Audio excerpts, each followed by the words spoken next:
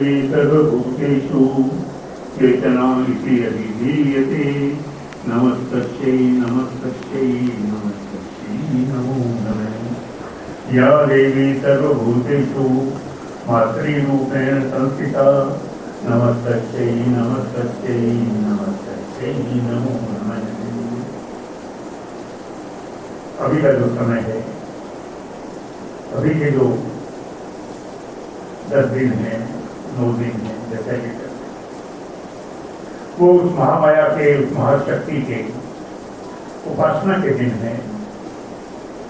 उपासना का अर्थ होता है उपासन। हम पास में बैठे हैं, हम उनमें रम जाए, उनका प्यार पाए, उनमें सम्मिलित हो जाए। ये जो दिन है, 9 दिन, इनमें शक्ति का जागरण किया जाता है। अभी का जो समय है ये दक्षिणायन है।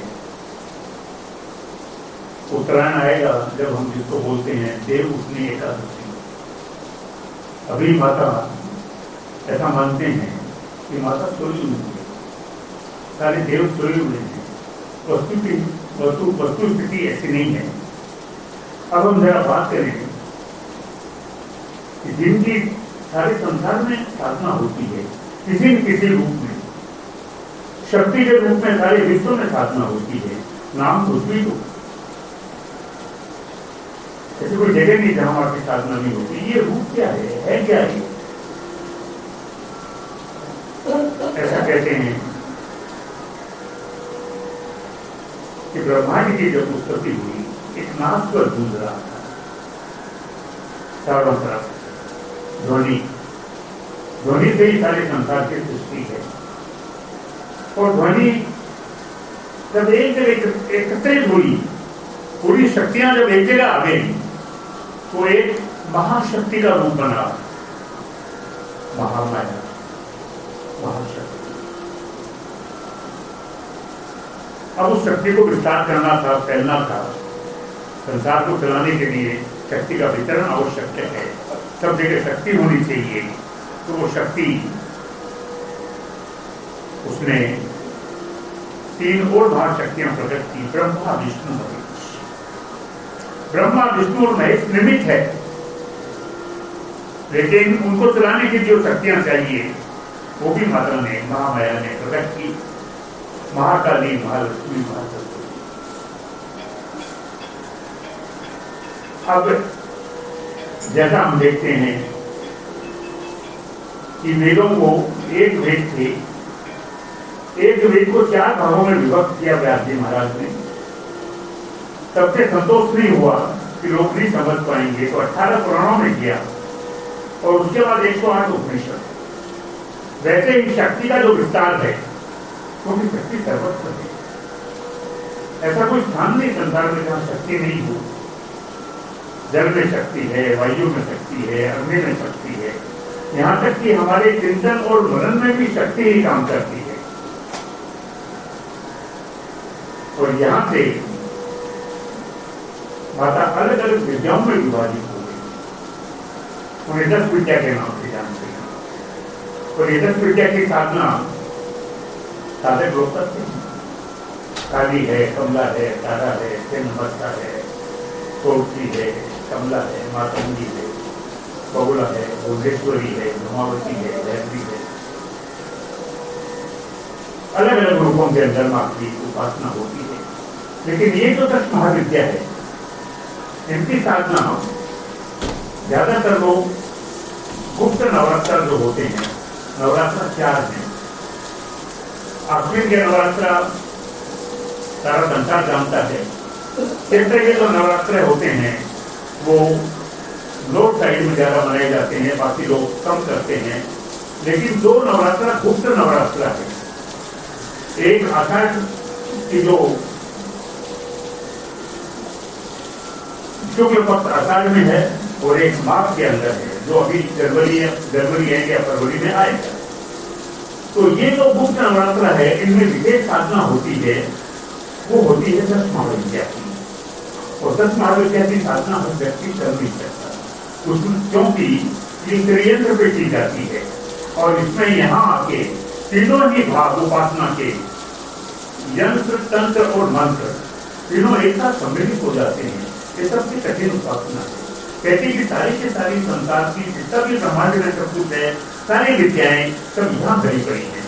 ये साधक करते हैं। अब शक्ति का रूप तो सर्वत्र है और ये तो जगत जननी माँ है, तो सबका भला करना है। इसलिए नवरात्र का विधान किया गया है कि इन 9 दिनों के अंदर देवी की उपासना की जाए, देवी को प्रणाम किया जाए और उन्हें जागृत किया जाए। ये जो नवरात्र का विधान है, इसमें प्रथम शैलपुत्री से, द्वितीय ब्रह्मचारिणी, तृतीय चंद्र घंटेति, पुष्पान देवी चतुर्थकम, पंचम स्कंदमातेति, षष्ठम कात्यायनी से, सप्तमम कालरात्रि, महागौरी की सप्तमम, नवम सिद्धि रात्रि से दुर्गा प्रकट है। ये 9 दिनों में अलग अलग रूपों में माता की स्तुति की जाती है। अब इसका भिन्न भिन्न लोगों ने, भिन्न भिन्न साधकों ने, ऋषि मुनियों ने अलग अलग रूपों में माता को देखा। देखने के कई प्रकार हैं। तंत्र का प्रकार है, आध्यात्मिक रूप है, एक तांत्रिक है, एक आध्यात्मिक है, एक भौतिक रूप है। अगर हम बात करें आध्यात्मिक की, तंत्र की अगर बात करें तो ये चक्रों का जागरण है। हमारे शरीर में जो चक्र है, अष्ट चक्र, और उनके जागरण के बाद में जो फल प्राप्त होता है वो 9वां चक्र है, वो तिथि रात्रि है, 9वीं। तो ये चक्रों का जागरण कहा गया है। शैलपुत्री को एसोसिएट किया गया है मूलाधार से। इसी प्रकार ब्रह्मचारिणी को स्वाधिष्ठान से किया गया है, चंद्रगंगा को मणिपुर से किया गया है। अलग अलग चक्रों को ये प्रक्रिया है, ये तांत्रिक प्रक्रिया है। इसमें चक्रों का जागरण होता है। और चक्र क्या है? चक्र हमारे पावर सेंटर हैं, सारी शक्तियों के केंद्र हैं। यानी ब्रह्मांड में जितनी शक्तियां हैं वो सारी हमें भी है। ब्रह्मांडे तो पिंडे, पिंडे तो ब्रह्मांडे, ऐसा वचन है कि जो कुछ संसार में है, जो कुछ ब्रह्मांड में है, वो सब कुछ हमें भी है। फर्क इतना ही है कि हम जानते नहीं हैं, और जान भी गए तो हम उसको जगाने का प्रयास नहीं करते, क्योंकि सारी शक्ति हमें समन्वित है। इसीलिए तंत्र में क्या करते हैं कि चक्रों का जो जागरण है, मूलाधार चक्र है, वो प्रथम चक्र है। वहां से कुंडलिनी का जागरण होता है, वहां से वो स्वाधिष्ठान में आती है, वहां से मणिपुर चक्र में आती है, फिर अनाहत में आती है, फिर विशुद्धि चक्र में जाती है, फिर आज्ञा चक्र में जाती है। यहाँ सारी की सारी कहते हैं ना, महाकाली, महालक्ष्मी, महासरस्वती, वैसे ही इंद्रा, पिंगला और सुषुम्ना, गंगा, यमुना, सरस्वती, ये सारी की सारी शक्तियां आके आज्ञा चक्र में मिल जाती। और उसके बाद परम तत्व का उद्घाटन होता है। आगे जो बढ़ते हैं वो बिंदु आता है। इसके बारे में बहुत कम लोग कहते हैं। बिंदु तत्व ऐसा है कि हमारे मस्तक से हर वक्त एक अमृत की बूंद टपकती रहती है, और वो अमृत की बूंद क्या टपकती है, वो वेस्ट हो जाती है। उसका कारण ये है कि उस अमृत को चखना हमें नहीं आता, उसको ग्रहण करना नहीं आता। इसके लिए आपने नाम सुना होगा, अघोरी लोग, साधक लोग खेचरी मुद्रा करते हैं। खेचरी मुद्रा में क्या होता है, जीभ को बड़ा किया जाता है, कानों के पीछे लगाया जाता है, अभ्यास किया जाता है, और धीरे धीरे अभ्यास होते होते ऐसा होता है कि उसको अमीपान कहते हैं। वो अमृत की धारा जब जीभ पे आती है तो फिर आप समझिए कि मृत्यु नहीं होती, कोई रोग नहीं होता, और व्यक्ति सारी शक्तियों से समन्वित हो जाता है, अमृतपान करता है। ये साधना का तत्व है। और उसके बाद में सहस्त्रार्थ है। सहस्त्रार्थ में कहा है महागौरी की काष्ठमा, सारे विकारों से दूर होके जो परम शुद्ध रूप है, सोने के कांचन जैसे तपता हुआ तप्त कांचन जो रूप है, वो है अष्टमी का। इसलिए कहते हैं महागौरी की काष्ठमा। इतनी तेजोमयी हो गई, क्यों? सारे विकारों को नष्ट कर दिया। और उसके बाद सहस्त्रार्थ खुलता है तो वही माता सिद्धि रात्रि हो जाती। हम लोग देखते हैं नवरात्रा बहुत से लोग अष्टमी का करते हैं, नवरात्रा भोग देते हैं अष्टमी की, कोई प्रॉब्लम नहीं, क्योंकि अष्टमी के दिन वहां गौरी की शास्त्र को माता वरदान देने के लिए आ गई। लेकिन अगर आशीर्वाद ग्रहण करना है तो नौमी के दिन उसकी पूजा अवश्य करनी चाहिए, क्योंकि नौमी को सिद्धि दात्री है। अब अगर हम अध्यात्म की बात करें,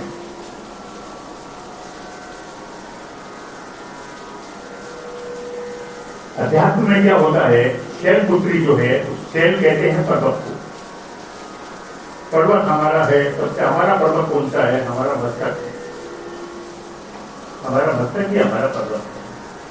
तो ये मस्तक जब ज्ञान की पिपासा में जाता है, ये जब कुछ पाना चाहता है कि नहीं मुझे इस मार्ग पे बढ़ना है, तो ये शैलपुत्री है, ज्ञान की ओर हमारी पिपासा बढ़ी है। और यही ज्ञान जब प्राप्त करना शुरू करता है तब उसे महसूस होता है, अरे ये सारा संसार तो इस महामाया की कृति है, सारा संसार तो ब्रह्मा विष्णु महेश है, ये परम ब्रह्म है, ये सब तो एक ही है। ऐसी स्थिति जब बनती है तो वो ब्रह्म की स्थिति में चला जाता है, वहां ब्रह्मज्ञानी रूप हो जाता है उसका। और फिर ये स्थिति जो है, ये जब होने के बाद में वो परम आनंद की स्थिति में चला जाता है। वो आनंद जिसे परमानंद कहते हैं, चिदानंद कहते हैं, ब्रह्मानंद कहते हैं, यानी उस आनंद को एक्सप्लेन नहीं किया जा सकता, उस आनंद के लिए कोई शब्द है ही नहीं। There are no words to describe that, it is just to be felt. सिर्फ अनुभव किया जा सकता है उस आनंद को। आपने कभी देखा होगा नहीं, आप भक्ति करते हैं, भजन गाते हैं या साधना करते हैं, कभी कभी रोमांच आ जाता है, सारा शरीर कांपने लगता है, रोम रोम खड़े हो जाते हैं। उनके लिए क्या शब्द हो गया? वो जो परमानंद की स्थिति है, ये स्थिति जब बनती है तो चंद्र घंटा है, क्योंकि चंद्र घंटा, चंद्र जो है वो रसराज है, अमृत बीज है। और उसके बाद ये स्थिति जब आती है तो व्यक्ति देखता है, अरे ये सारा ब्रह्मांड तो एक है, मैं तो इसे अलग अलग देख रहा था, मैं हर व्यक्ति में फर्क कर रहा था, हर स्थान में फर्क कर रहा था, लेकिन यहाँ तो कुछ अलग है ही नहीं, सारा एक है। तो वो देखता है कि ये जो महामाया है, इसी के उधर में सारा संसार है, वो सबकी माता है, जगत जननी है, वो कुष्मांडा हो जाती है। और कुष्मांडा होने के बाद जब देखते हैं पंचम स्कंद माते की, बड़ी सुंदर बात है। ये स्कंद क्या है? स्कंद है कार्तिकेय जी। कार्तिकेय जी के 6 मुख है, उन्हें किसी कौन ने पाला? एक कार्तिकेय 6 भागों में डिवाइड हो गए। क्यों? कि हर माँ चाहती थी कि कार्तिकेय को मैं पालूं, और सम्मुख कह रहे कार्तिकेय वास्तव में है क्या? 6 विकारों का हरण करने वाले, 6 तरह के जो विकार हैं उनको हरण करते हैं, इसलिए देव सेनापति है।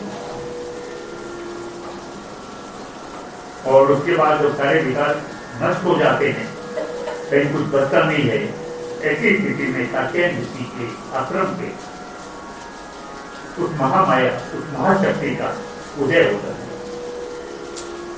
और ये जब एक शक्ति एक जगह होती है, देखते हैं विकार रही, तो सारा का सारा ब्रह्मांड आ जाता है, इंद्र आ जाते हैं, वरुण आ जाते हैं, पवन आ जाते हैं, ब्रह्मा विष्णु महेश यम, यानी जिन जिन शक्तियों को जिन जिन नामों से हम जानते हैं, सारी एक जगह एकत्रित हो जाती है और एक ही जगह मिलकर एकीकृत हो जाती है। अब आप अनुमान लगाइए कि सारी शक्तियां जब एक जगह इकट्ठी हो गई, एक जगह एकीकृत हो गई, तो वो क्या शक्ति होगी? अनुमान नहीं लगा सकता। और वहां प्रकट हुई वो, इसलिए उसका नाम कात्यायनी है। क्यों? कात्यायन ऋषि के आश्रम में ये शक्ति का जन्म हुआ था, कात्यायन ऋषि के, इसलिए कात्यायनी है। और यहां से निकल के अब ये क्या करती है माता? ये कहती है कि जितने भी विकार हैं संसार में, जितनी भी कुरीतियां हैं, सबको नष्ट कर दो। सबसे पहले अहंकार को नष्ट कर दो, इसलिए महिषासुर को नष्ट किया। महिषासुर क्या है? अहंकार है। हम रामायण देख लें, महाभारत देख लें, सब में हम तो जिन जिन का सुनते हैं, रावण मोह है, कुंभकर्ण क्रोध है, मेघनाथ क्राम है, ये सारे के सारे जो हैं सिंबॉलिक हैं, सांकेतिक हैं। हमें लगता है हम कथा पढ़ रहे हैं, अरे कथा के पीछे ये सारे के सारे सिंबॉलिक है, मूलभूत तत्व रियल में। जैसे अमृतवाणी भी है, ये सारे के सारे पासवर्ड हैं, आपको खोलना है। आपको कंप्यूटर में जब किया मोबाइल के अंदर कोई भी जो है पासवर्ड होता है, उसके बाद वो खुलता है, वो ये सारे के सारे वैसे ही हैं। तो यहाँ जो है ये माता अहंकार को नष्ट करती है, काम को नष्ट करती है, शुभ बने शुभ चंद्र गुण भी, इसलिए उसका एक नाम चामुंडा पड़ गया। और ये सब करने के बाद में